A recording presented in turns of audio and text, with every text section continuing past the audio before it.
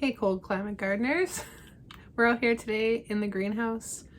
It's minus 20 and it's a balmy plus 5 in here because even on a cloudy day it's quite a bit warm in the greenhouse. As you can see, we're still a ways from gardening season, snow piled up on the walls behind me, but we're getting closer. And I see a lot of people online, especially in cold zones like ours, zone 3 here, wondering how to find your last frost date.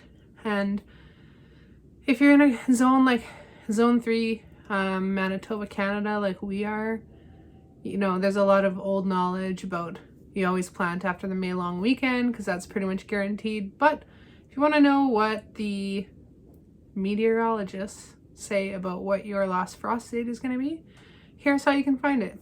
You just need to get on your phone or computer and follow along. So you're going to go to almanac.com/gardening/frost dates.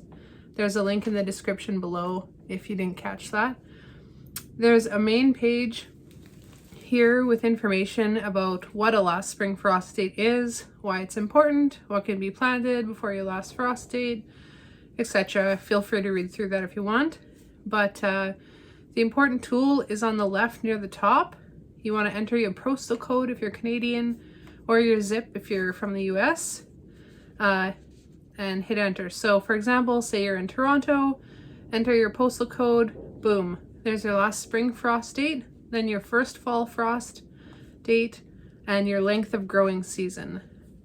Again, if you're in somewhere like Winnipeg, Manitoba, same process. Type in your postal code, hit enter.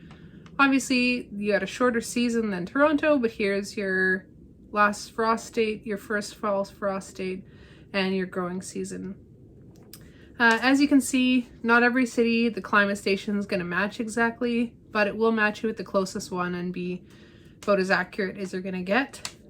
The important thing to remember is in this disclaimer underneath here, it's a 30% chance of being bang on, which sounds kind of terrible, but they mean to be exactly on the right date without a frost happening before or after that date.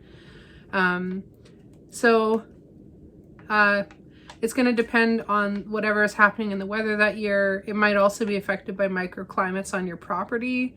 So say you're near a big body of water or something like that, it might change your temperatures a little bit. But it gives a pretty good guess that you could plan your seed starting with. And then when you get closer to the last frost date, you can check on your weather forecasts, which will be more reliable, and make sure that there's no more predicted frost. So there you go. Easy peasy. Go figure out your frost dates and get your seed planting set up. We'll see you next time.